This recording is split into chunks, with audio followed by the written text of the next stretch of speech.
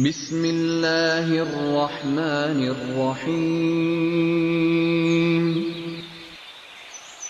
وَلَقَدْ يَسَّرْنَا الْقُرْآنَ لِلذِّكْرِ فَهَلْ مِن مُّدَّكِرٍ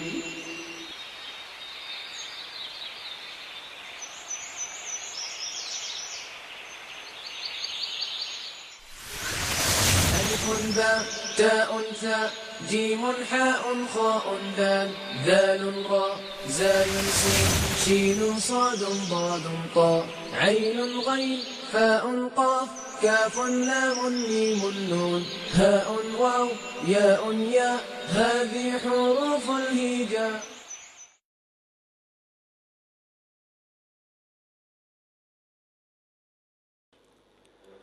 اعوذ باللہ من الشیطان الرجیم بسم اللہ الرحمن الرحیم قال النبی صلی اللہ علیہ وسلم اقرأوا القرآن فإنہ یأتی یوم القیامۃ شفیعا لأصحابی.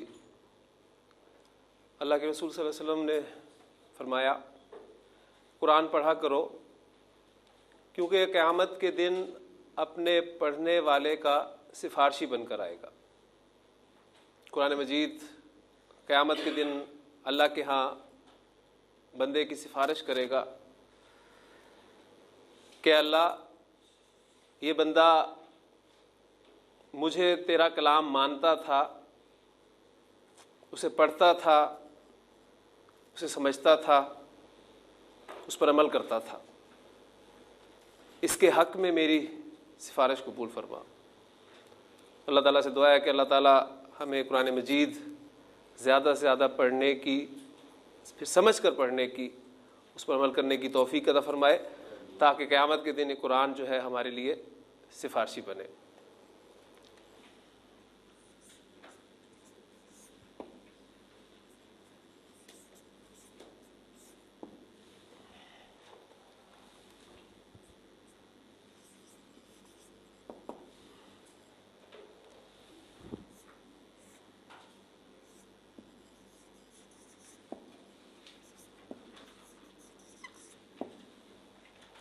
لفظ کی دو اقسام ہمارے سامنے آئی تھی، بامانی لفظ اور بے معنی لفظ، اور ہم نے کہا تھا کہ کیونکہ ہم نے قرآن مجید کا مطالعہ یہاں کرنا ہے لہٰذا بے معنی لفظ یا بے معنی الفاظ جو ہیں وہ ہمارے اس سلیبس میں شامل نہیں ہوں گے.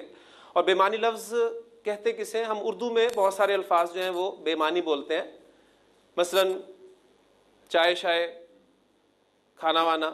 اب اس میں کھانا اور چائے یہ تو ہمارے بامانی الفاظ ہیں، جبکہ شائع اور وانا یہ الفاظ جو ہیں بے معنی لفظ. عربی زبان میں ہر بامانی لفظ کلمہ کہلاتا ہے.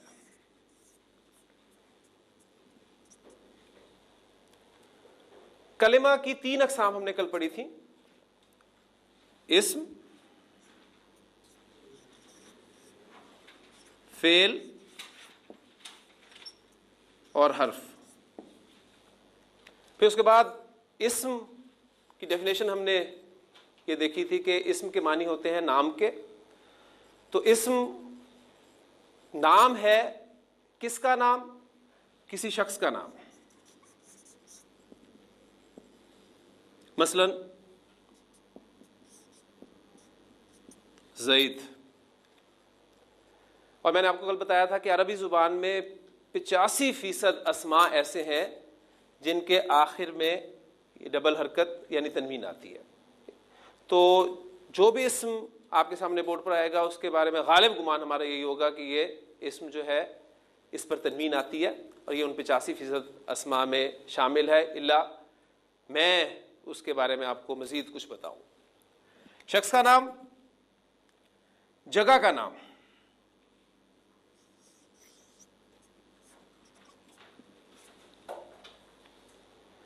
اب جو میں بات کر رہا تھا وہ فوراً میں نے آپ کے سامنے وہ بیان کر دی. مکہ تو جگہ کا نام ہے، لیکن آپ دیکھ رہے ہیں کہ اس پر تنوین نہیں آئی، تو یہ ان 85% اسماء میں شامل نہیں ہے. مزید انشاءاللہ تعالیٰ ان کے بارے میں باتیں آپ کو معلوم ہوتی جائیں گی. صفت کا نام،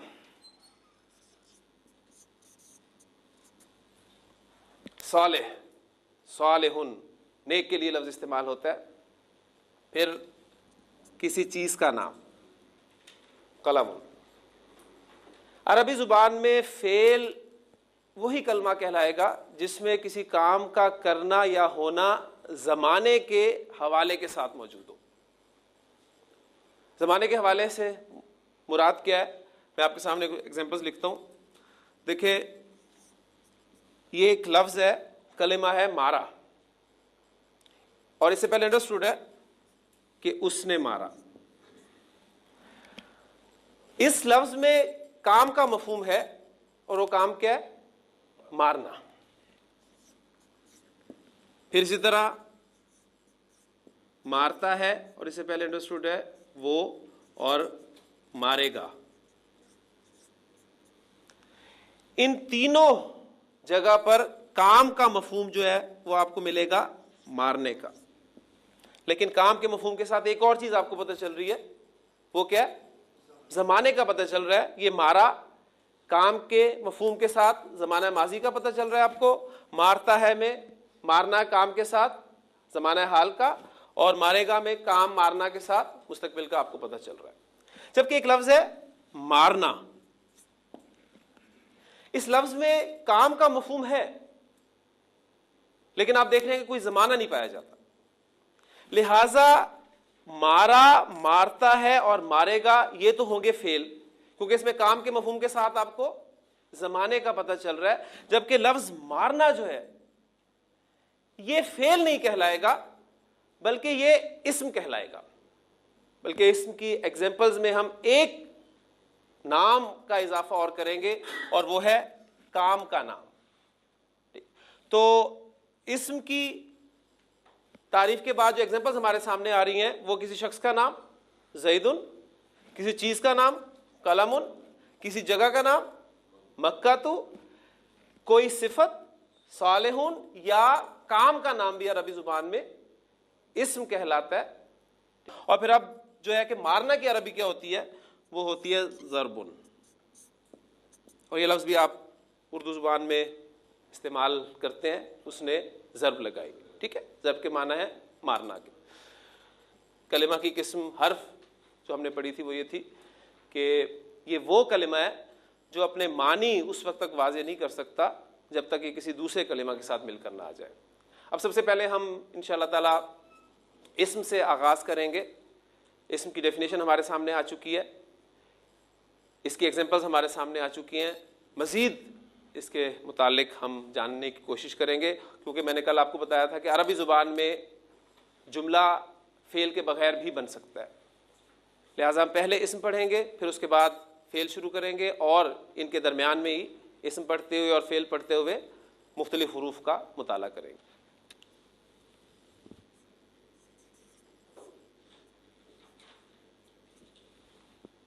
عربی زبان میں استعمال ہونے والا کوئی بھی اسم میری سمجھ میں نہیں آ سکتا. میں اسے نہ تو جملے میں استعمال کر سکتا ہوں, نہ گفتگو میں لا سکتا ہوں, نہ تحریر میں لا سکتا ہوں, جب تک مجھے اس کے بارے میں 4 باتیں معلوم نہیں ہوں گی. پہلی بات تو یہ ذہن میں رکھیے کہ 4 باتیں مجھے اسم کے حوالے سے معلوم ہونی چاہیے, تبھی میں اس اسم کو جملے میں استعمال کر سکتا ہوں.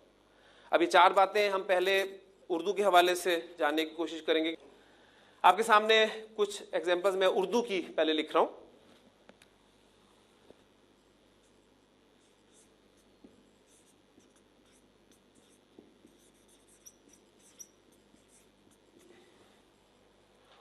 اردو بولنے والا, پڑھنے والا ہر شخص اس جملے کو بخوبی سمجھ سکتا ہے. ایک لڑکے نے محمود کو مارا. اس جملے میں ایک کام ہوا ہے مارنے کا, اور اس کام کو کرنے والا کون ہے؟ ایک لڑکا. اس کا مطلب ہے کہ اس فعل کا فاعل جو ہے وہ ایک لڑکا ہے, اور یہ کام کس پر ہوا ہے؟ محمود پر. یعنی اس فعل کا مفعول محمود ہے. تو یہ فعل, فاعل اور مفعول یہ اردو کے اعتبار سے ہم سب لوگ جانتے ہیں. ایک جملہ اور لکھ رہا ہوں.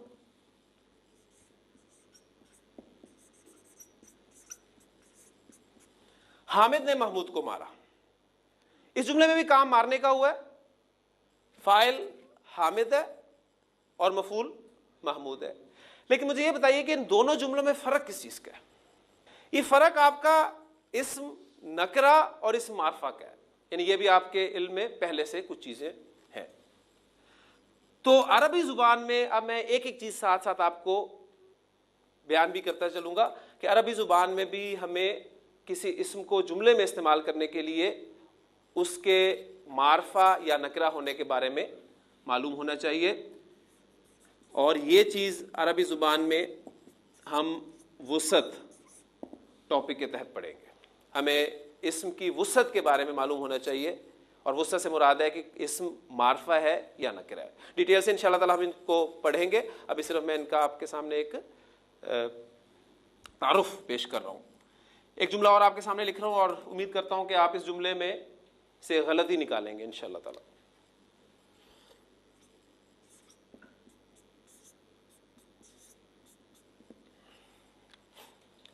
دیوار گر گیا. یہ کیا غلطی ہے اس میں؟ دیوار گر گئی. یہ میں نے غلطی کیوں کی؟ مجھے جملہ بنانا تھا جس میں دیوار اسم میں استعمال کرنا چاہ رہا ہوں, لیکن اب مجھے اس دیوار اسم کے بارے میں پتہ نہیں کہ اردو زبان میں اس اسم دیوار کا استعمال مذکر ہوتا ہے یا مؤنث ہوتا ہے. لہٰذا مجھ سے یہ غلطی ہوگی.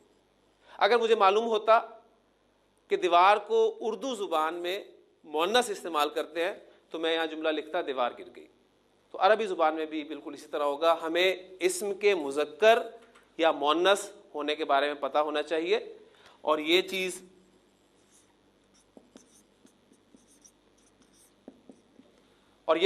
عربی زبان میں ہم جنس کے ٹاپک کے تحت پڑھیں گے. پھر ایک اور جملہ آپ کے سامنے میں لکھنے لگا ہوں.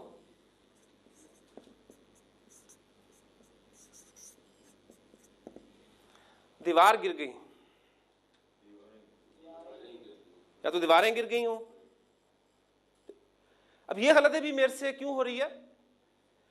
مجھے لفظ دیوار, اسم دیوار کی جمع کے بارے میں معلوم نہیں ہے. میں یہاں استعمال جمع کا لفظ کرنا چاہ رہا ہوں, لیکن مجھے معلوم نہیں ہے, لہذا میرے سے غلطی ہوگی. یعنی مجھے عربی زبان میں بھی واحد,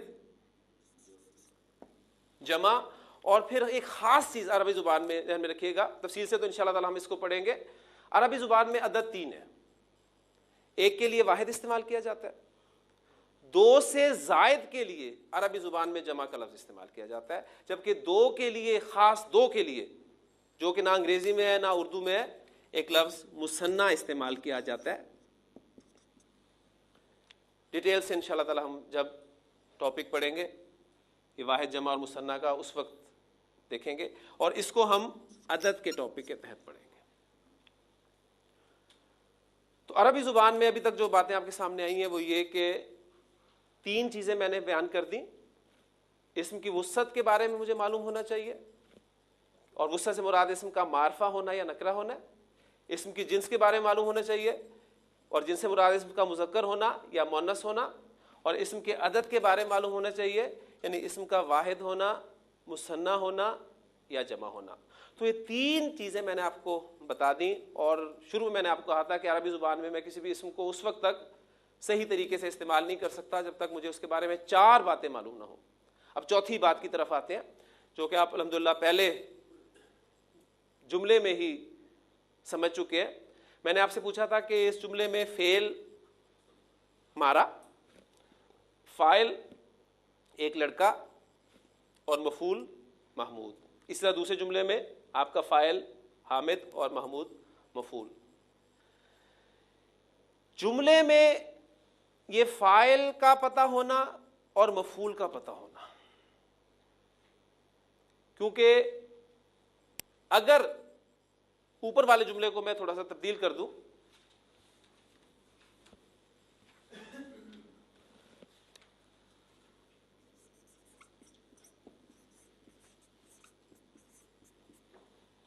محمود نے حامد کو مارا,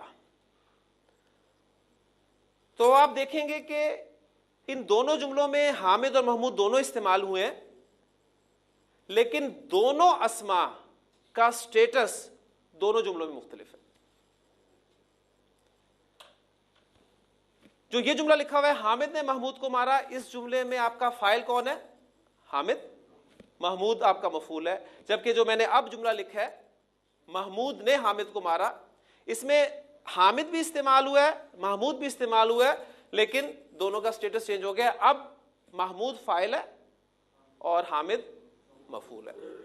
اردو میں تو آپ بڑی آسانی سے اس چیز کو سمجھ لیتے ہیں، اس لیے کہ ہماری اپنی زبان ہے. کون مارنے والا ہے، کس کو مار پڑ رہی ہے. میں ان کی جگہ بھی تبدیل کر دوں تو آپ بڑی آسانی سے پہچان لیں گے کون فاعل ہے کون مفعول ہے. لیکن عربی زبان میں ذہن میں رکھیے گا کہ ہمیں فاعل کا پتہ ہونا اور مفعول کا پتہ ہونا یہ اعراب کے ذریعے سے پتہ چلے گا. تو چوتھی چیز اسم کے بارے میں جو مجھے معلوم ہونی چاہیے وہ ہے اسم کا اعراب. اب معرفہ نکرہ، مذکر مؤنث، واحد جمع، ان حوالوں سے آپ پہلے سے کچھ نہ کچھ واقفیت رکھتے ہیں. اعراب عربی زبان میں ایک نئی چیز آپ کے سامنے آئی ہے، لہٰذا ہم سب سے پہلے ان چاروں پہلوؤں میں سے اعراب کو سب سے پہلے دیکھتے ہیں، اس کا مطالعہ کرتے ہیں.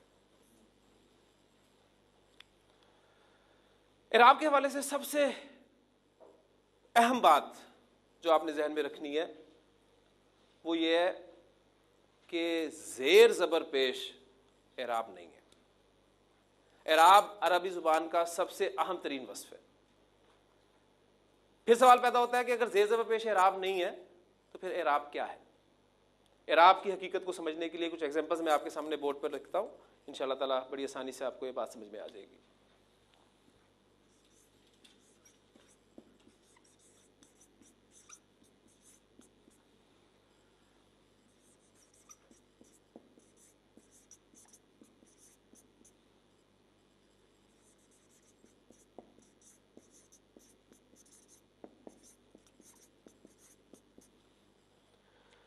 تین جملے میں نے آپ کے سامنے بورڈ پہ لکھے ہیں. حامد نے محمود کو مارا، محمود نے حامد کو مارا اور محمود نے حامد کے بھائی کو مارا. پہلے جملے میں کام مارنے کا، مارنے والا حامد، مار کھانے والا محمود. دوسرے جملے میں کام پھر مارنے کا، لیکن اب مارنے والا محمود ہو گیا اور حامد مار کھانے والا ہو گیا. تیسرے جملے میں پھر مار پیٹی، مارنے والا محمود لیکن مار کھانے والا اب حامد نہیں ہے بلکہ حامد کا بھائی ہے. ان تینوں جملوں میں حامد کے معنی میں کوئی تبدیلی واقع نہیں ہوئی، لیکن کچھ تبدیل ضرور ہوا ہے. کیا چیز تبدیل ہوئی ہے؟ اس اسم حامد کا سٹیٹس، اس کی پوزیشن وہ تبدیل ہوئی ہے. پہلے جملے میں اسم حامد اس جملے کا فاعل تھا، دوسرے جملے میں حامد اس جملے کا مفعول ہو گیا، تیسرے جملے میں حامد نہ فاعل ہے نہ مفعول ہے بلکہ اس کا ذکر ضمناً آیا ہے. اب ان میں سے پہلی دو ایگزامپلز جو ہیں ان کو سامنے رکھتے ہوئے مزید اس کی کلیریفیکیشن کرتا ہوں.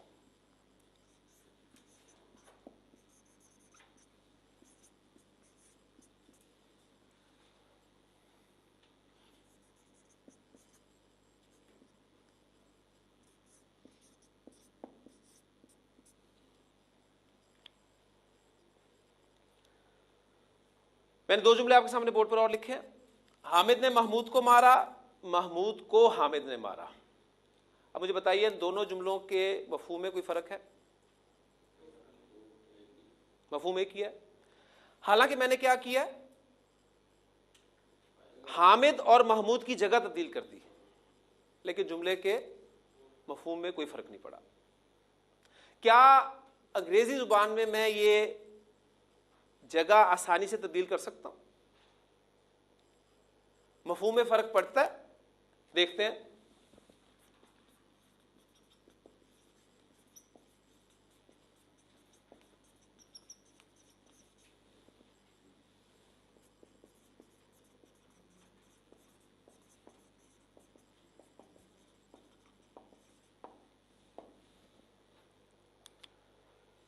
حامد کی جگہ میں محمود رکھ دیا، محمود کی جگہ حامد رکھ دیا، معنی میں فرق پڑا؟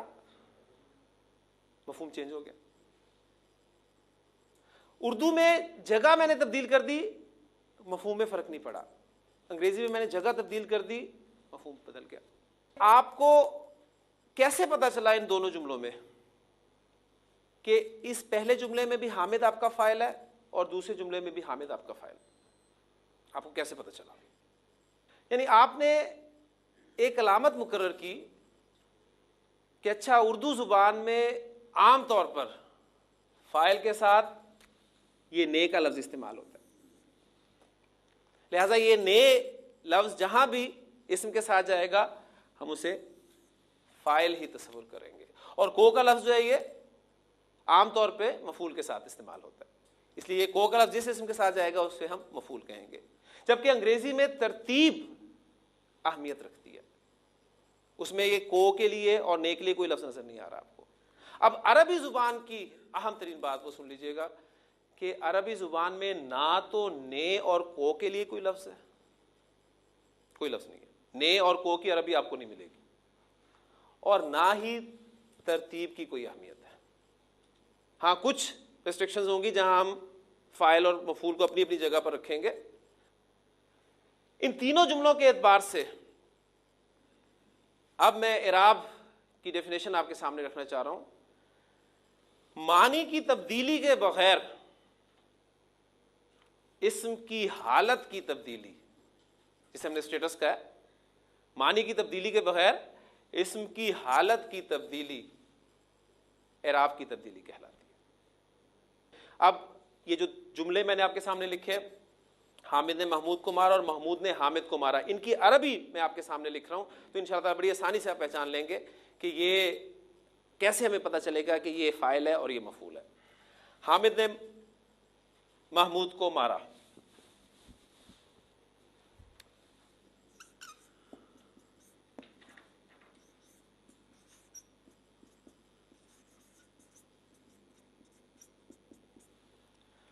ضرب حامد محمودن, اور اس کا الٹ مفہوم دینے والا جملہ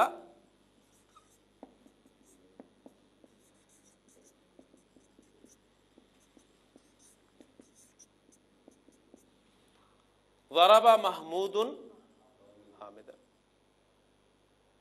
اب آپ دیکھ رہے ہیں کہ جب حامد جملے میں فاعل کے طور پہ استعمال ہوا تھا تو اس پہ میں نے دو پیش ڈالی تھی, اور جب حامد جملے میں مفعول کے طور پہ استعمال ہوا تو میں نے دو پیش کی جگہ پر دو زبر استعمال کی.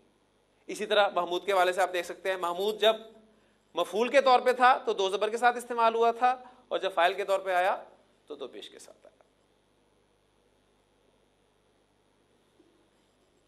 آپ کلمہ پڑھتے ہیں لا الہ الا اللہ محمد رسول اللہ صلی اللہ علیہ وسلم. اس کلمہ میں آپ کو اس محمدن کی شکل میں نظر آتا ہے. پھر آپ اذان میں کیا کہتے ہیں؟ اشہد ان محمدن.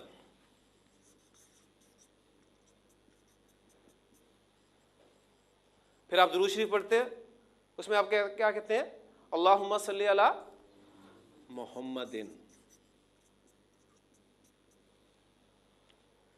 اب اسم محمد صلی اللہ علیہ وسلم آپ دیکھ رہے ہیں کہ تین شکلوں میں استعمال ہوا ہے, لیکن شاید آپ نے کبھی غور نہ کیا. اب تینوں جگہ پر اسم محمد صلی اللہ علیہ وسلم کے معنی محمد صلی اللہ علیہ وسلم ہی ہے. ٹھیک, اسم کے معنی کی تبدیلی کے بغیر اسم کی حالت یا اس کی شکل کی تبدیلی اعراب کہلاتی ہے. اب اس جملے کو ضرب حامد محمودن میں ایک اور انداز سے لکھ رہا ہوں, آپ نے مجھے بتانا ہے کہ کیا اب جو میں جملہ لکھ رہا ہوں اس کے معنی اس جملے سے مختلف ہیں یا ایک ہی ہیں.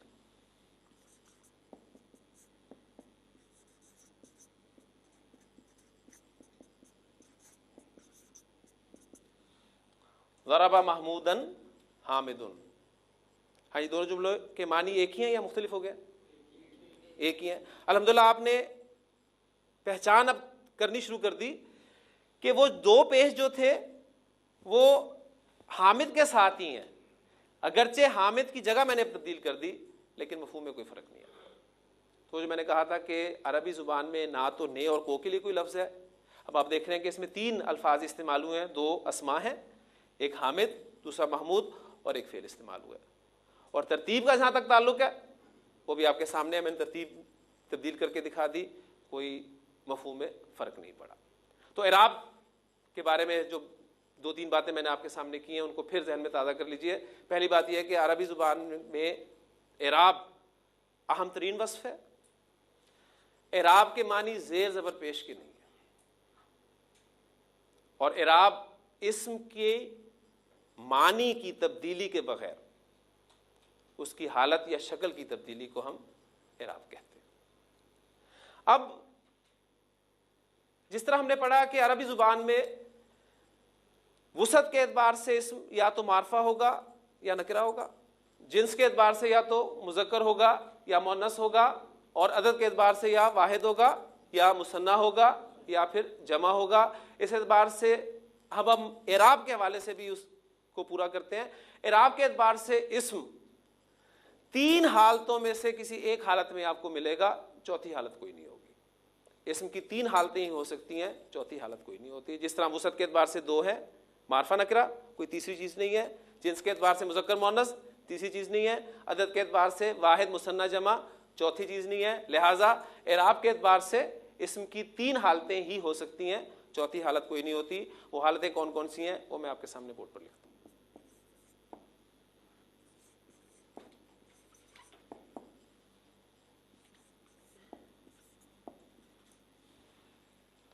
اعراب کے اعتبار سے اسم ان 3 حالتوں میں سے کسی ایک حالت میں آپ کو قرآن مجید میں ملے گا، یا اس کی حالت رفع ہوگی، یا اس کی حالت نصب ہوگی، یا اس کی حالت جر ہوگی، چوتھی حالت اس کی کوئی نہیں ہوگی۔ اسم کی بنیادی حالت جس حالت میں ہمیں وہ بلٹ ان فارم میں ملتا ہے وہ اس کی حالت رفع ہوتی ہے۔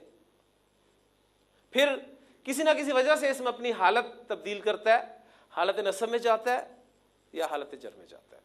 کوئی نہ کوئی وجہ ہوگی جس وجہ سے اسم اپنی حالت یعنی اعرابی حالت تبدیل کرے گا۔ بغیر وجہ کے اسم نہ تو آپ کو حالت نصب میں نظر آئے گا نہ حالت جر میں نظر آئے گا، ہاں بنیادی حالت اس کی حالت رفع ہوتی ہے۔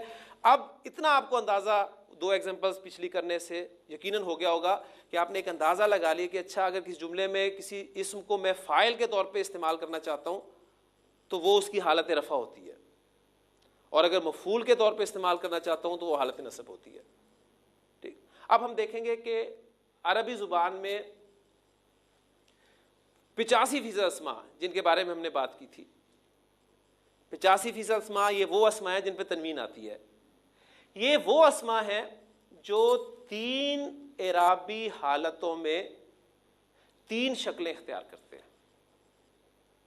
3 اعرابی حالتیں، 3 شکلیں، لیکن ان کی 3 جو مختلف شکلیں ہیں اس میں تبدیلی بڑی چھوٹی سی مائنر سی تبدیلی ہے، بڑی آسانی سے آپ پہچان لیتے ہیں، اور اس کے ایگزامپل میں آپ کو پہلے دے چکا ہوں۔ مثلا اسم حامد کو ہی لے لیتا ہوں۔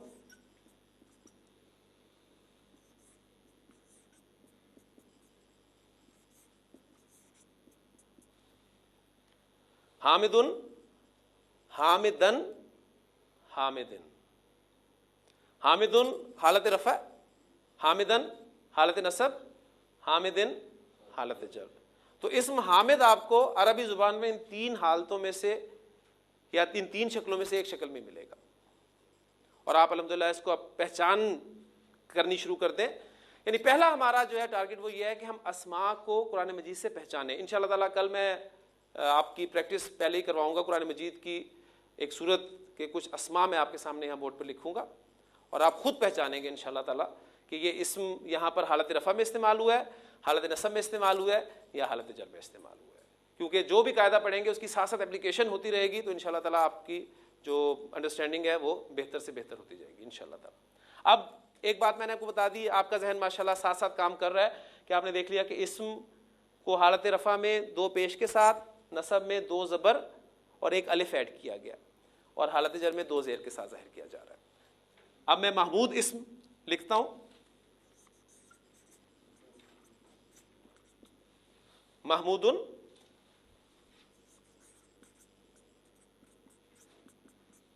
حالت نصب اس کی محمودن، حالت جر اس کی محمودن،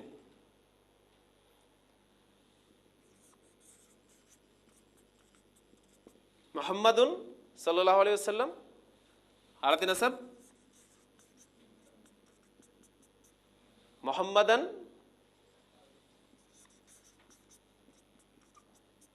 اور حالت جر محمدن۔ تو الحمدللہ آپ اس قابل ہو گئے ہیں جو پہلی مرتبہ عربی پڑھ رہے ہیں کہ وہ بتا سکتے ہیں کہ ہم کلمہ طیبہ میں اسم محمد صلی اللہ علیہ وسلم حالت رفع میں استعمال کرتے ہیں۔ ہم جب اذان میں اسم محمد صلی اللہ علیہ وسلم کا ذکر کرتے ہیں تو وہ حالت نصب میں کرتے ہیں، اور درود شریف میں جب ہم اسم محمد صلی اللہ علیہ وسلم کا ذکر کرتے ہیں تو وہ حالت جر میں کرتے ہیں۔ اسم کے مختلف حالتوں میں رفع، نصب، جر، ان تین مختلف حالتوں میں ہونے کی مختلف وجوہات ہو سکتی ہیں۔ حالت رفع میں ہونے کی ایک بنیادی وجہ آپ کے سامنے آ چکی ہے کہ بلٹ ان حالت اس کی حالت رفع ہوتی ہے۔ حالت رفع میں ہونے کی اور بھی وجوہات ہوں گی، جیسے کہ فاعل کے طور پہ استعمال ہوگا تو حالت رفع میں ہوگا، مفعول کے طور پہ استعمال ہوگا تو حالت نصب میں استعمال ہوگا، اور نہ فاعل ہوگا نہ مفعول ہوگا تو اس کا تعلق کسی اسم کے ساتھ قائم کیا گیا ہوگا، یا کچھ حروف سے پہلے ایسے آئیں گے جو اس کو حالت جر میں لے جائیں گے، تب وہ حالت جر میں جائے گا۔ اب یہ جو تینوں ایگزامپلز میں نے آپ کو دی ہیں، کلمہ کی، اذان کی یا درود شریف کی، اس میں بات ایک ذہن میں رکھیے گا کہ لازمی نہیں ہے یہ کہ آپ کو جب بھی کوئی اسم حالت رفع میں ملے تو وہ فاعل ہی ہوگا۔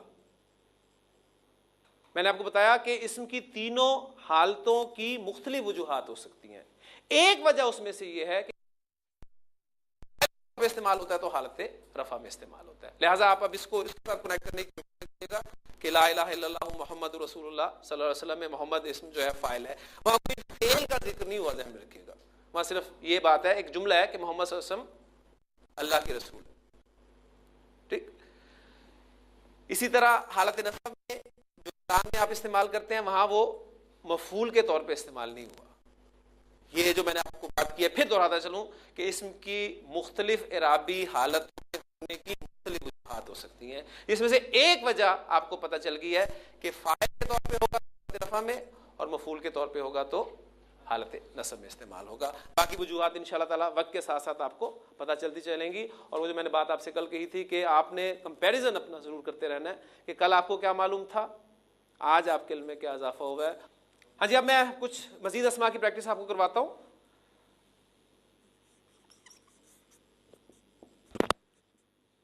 مسجد، اس اسم کی حالت نصب آپ خود بولیں گے انشاءاللہ تعالیٰ، کیا بنے گی؟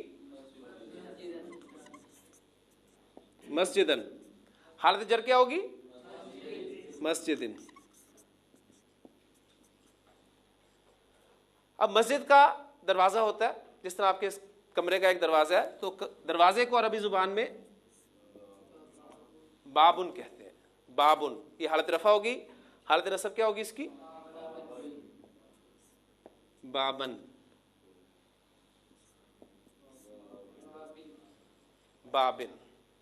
ایک چیز آپ نوٹ کر رہے ہیں کہ یہ اسماء جو میں آپ کے سامنے بورڈ پر لکھ رہا ہوں، ان اسماء میں حالت نصب میں دو زبر کے بعد ایک الف میں استعمال کر رہا ہوں، یہ عربی زبان کا قاعدہ ہے۔ یہ 85% اسماء ہیں جو تین اعرابی حالتوں میں تین شکلیں اختیار کرتے ہیں۔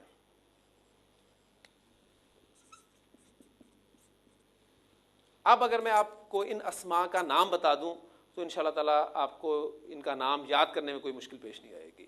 ان اسماء کو جو کہ 85% ہیں، تین حالتوں میں تین شکلیں اختیار کرتے ہیں، منصرف اسماء کہا جاتا ہے۔ آپ نے منصرف کے معنی کیا ہیں اس کے چکر میں بھی نہیں پڑھنا، ٹرمز ہر سبجیکٹ میں استعمال کی جاتی ہیں، اور ہم شاذ ہی ٹرمز کے معنی کے چکر میں پڑتے ہیں، ہم بس یاد کر لیتے ہیں۔ میں نے طریقہ یہ اختیار کیا یہاں پر کہ پہلے آپ کو بات سمجھا دی جائے، بات سمجھانے کے بعد جب کنسیپٹ کلیئر ہو جائے تو پھر اس کا نام جو کہ ایک مشکل ٹرم میں آپ کے سامنے آئے گا وہ بتا دیا جائے، تو اب آپ کے لیے یہ نام یاد کرنا مشکل نہیں ہوگا، بجائے اس کے کہ میں پہلے کہوں کہ اب ہم منصرف اسما پڑھیں گے تو وہ منصرف لفظ سنتے ہی ایک بوجھ سا ذہن پہ پہلے ہی آ جاتا ہے اور پھر بات اتنی جلدی سمجھ میں نہیں آتی۔ اب الحمدللہ آپ کو سمجھ میں آ گیا کہ عربی زبان میں 85% اسما ایسے ہیں جو 3 اعرابی حالتوں میں 3 شکلیں اختیار کرتے ہیں، ان کو منصرف اسما کہتے ہیں، اور ان اسما کی ایک علامت ہے جس سے آپ انہیں پہچانتے ہیں۔ پہچان لیں گے علامت کیا ہے ان کی؟ ماشاءاللہ، ان اسما کی علامت ہے تنوین، چاہے 2 پیش آئیں، چاہے 2 زبر آئیں، چاہے 2 زیر آئیں۔ تو منصرف اسما کی علامت کیا ہے؟ تنوین۔ تنوین کن اسما کی علامت ہے؟ منصرف اسما کی تعداد کتنی ہے؟ 85% اسما کو کیا کہتے ہیں؟ 85% اسما 3 اعرابی حالتوں میں کتنی شکلیں اختیار کرتے ہیں؟ 3 اعرابی شکلیں اختیار کرنے والے اسما کی علامت کیا ہے؟ تنوین کن اسما کی علامت ہے؟ منصرف اسما کسے کہتے ہیں؟ وہ اسما جو 3 حالتوں میں 3 شکلیں اختیار کرتے ہیں اور ان کی علامت تنوین ہے۔ ٹھیک، بالکل اسی طرح جس طرح ایک مومن بندے کی علامت نماز ہے، آپ نے منصرف اسما کو پہچاننا ہے تنوین سے، اور ایک مومن بندے کو آپ نے پہچاننا ہے نماز سے۔ یہ ہو ہی نہیں سکتا کہ منصرف اسم پر تنوین نہ ہو، اور یہ ہو ہی نہیں سکتا کہ بندہ مومن ہو اور نماز نہ پڑھے۔ نبی اکرم صلی اللہ علیہ وسلم نے فرمایا کہ نماز میری آنکھوں کی ٹھنڈک ہے، اور آپ صلی اللہ علیہ وسلم نے فرمایا آخری وقت آپ صلی اللہ علیہ وسلم کی زبان مبارک پہ جو الفاظ تھے وہ کیا تھے؟ الصلاۃ الصلاۃ الصلاۃ، نماز نہ چھوڑنا۔ اب اگر دعویٰ ہے ہمارا مومن ہونے کا، مسلم ہونے کا، تو ذرا چیک کریں کہ علامت ہے، بہت ضروری۔